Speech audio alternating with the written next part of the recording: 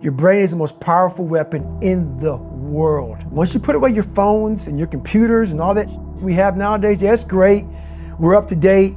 Your brain is the only thing you have when you're going through depression, when you're going through hard times, when you're going through death. Real life you can't Google that, man. You're alone. You may have a shrink you're going to, you may have a best friend you're going to, but there's 24 hours in the day where you're alone in this brain, and your brain is talking to you in all kinds of ways, and it wants to control you and pull you in these different pockets. If you can't control your own brain and your brain controls you, you got to tell your brain where you want to go and how you want to go and how you want to get there. You got to control it. If not, it's over. What existed for me was, okay, man, how am I going to make this work? And all I knew back then was hard work. The only way anything gets accomplished. That's all I heard back in those days. You gotta work hard. You gotta work hard. I can't get this paragraph. I can't remember what the is in this paragraph to pass this test to get in the military. Read it again. Still not getting it. Read it again. But if you're not getting it, write it out.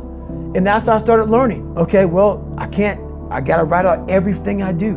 And then write it out again. And write it out again. And guess what happened? I got it. I can't swim. I'm negative buoyant. Go back again. I can't swim. Go back again. Go back again. Go back again. I got it. I realized if I keep going back and going back and going back until the just becomes, your mind will say, okay, we're gonna figure it out, because he is not going to stop. It's just like alarm clock goes off, boop, we're going back. I can't read right, we're going back. I gave myself no way out, and my mind realized that. We're gonna adapt and overcome now. A lot of people say, trying hard. Your mind knows, man. It knows this guy's bull me, man. This guy's lying. There's no truth behind it. When I was in Navy SEAL training, people go, how were you there for 18 months? The program was only 6 months long. You were in 3 hell weeks in 1 year. No one's ever done that. How did you do that? I talk about the new norm. When I lived in a $7 a month place when I was growing up for a short period of time, I loved it. I didn't know any different. That was my norm. Once we moved out of that place, we moved to a $236 a month place. I was like, I never want to go back to that little piece of shit. But if you go back to that $7 a month place and you realize this is where I live, this is all I got, your mind says, roger that, this is home. So when I was going through Navy SEAL training for 18 months and going back through all the hard parts over again, I told myself after the first time, I knew it was gonna be a long journey there. My body was breaking down. It was just how it was going on. I said, you know what, this is my new norm. So my mind said, it's like going to work. Like you go to work, you put your suit and tie on, I go into suffering every day. Every day, suffering, being broken, duct taping my feet up, stress fractures, shin splints, being broken. This is my new norm. And your mind says, if we're not broken, this ain't normal. We gotta be broken. So then your mind starts to get tougher and tougher and more callous. People go, how did you run on broken feet?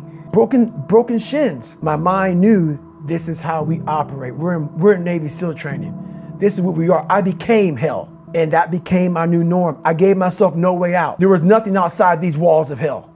Nothing. I loved God, but for a short period of time, I became the devil, because that was hell. I became the boss, the owner, the CEO of Navy SEAL training. That was my mindset. And that's how you get through things. You you immerse yourself in wherever it is, and you become that. You become that and give yourself no way out. When I was 297 pounds and I was fat as hell trying to be a Navy SEAL, the scariest thing in the world to me, even to this day, was that could have been the rest of my life. I thought then I was trying hard. That's the scariest thing in the world. I thought then, 297 pound, working for Ecolab, spraying for cockroaches, making $1,000 a month. I thought that was me at my 100% potential. Come to find out, a few years later, I wasn't anywhere near that. 106 pounds less, graduated Navy SEAL training, went on to do all these other things. Looking back on that was me trying hard. That's why people gotta understand, what is in us, we have no idea until we start trying hard. And I mean really trying hard, where you're obsessed with, hey, this is my new norm. My new norm is that, wow, this isn't always fun. It's not always meant to be fun. And that's when you know you're trying hard. People hear my story and think this guy is sadistic. I realized how the brain works. I figured out how the brain works. I'm a scared kid, and that's what gives me so much power. I had no foundation, and I built this off of just researching the mind. The feeling you get is basically invincibility. You realize that you can't do it all the time. When you need to do it, I know I can go to a place that I can live in. And when you know that you can run on broken legs and you can do certain things that a lot of people can do, but they're not willing to do, this power, this sympathetic nervous system of fight or flight, and you're fighting. It gives you this charge of energy of when you're sitting there at 3:30, 4 o'clock in the morning and you're duct taping your feet up because they're broken, and you're doing it by yourself, and you're going through arguably one of the hardest training in the world. And these guys, most of them are healthy, and you're going through it broken, and you're already at a disadvantage, but you're still there. You can feed into that and tap into that for a lot of power. But if you look at it as, man, I'm broken and I'm still here, and I'm fighting, and I'm gonna find a way to get through this because I have no other place to go. It gives you a lot of power. When things start to suck really, really bad, my brain, and a lot of people's brain, they don't go to your dad beating you up.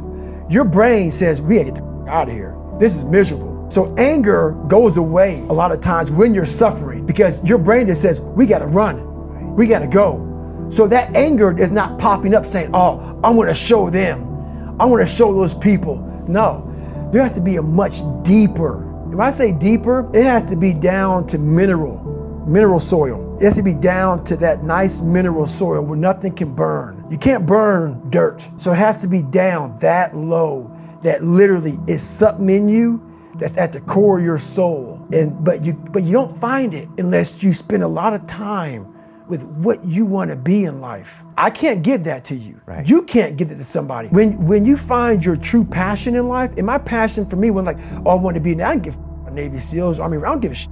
I want to serve my country.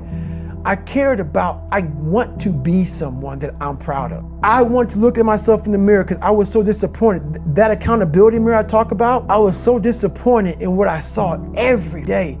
I wanted everybody to love David Goggins, and a lot of people did. I didn't love myself, but I knew a lot of us want to find peace first. So people say, man, you always talk about this suffering and pain, and I'm at peace right now because I went through that. You don't find peace first.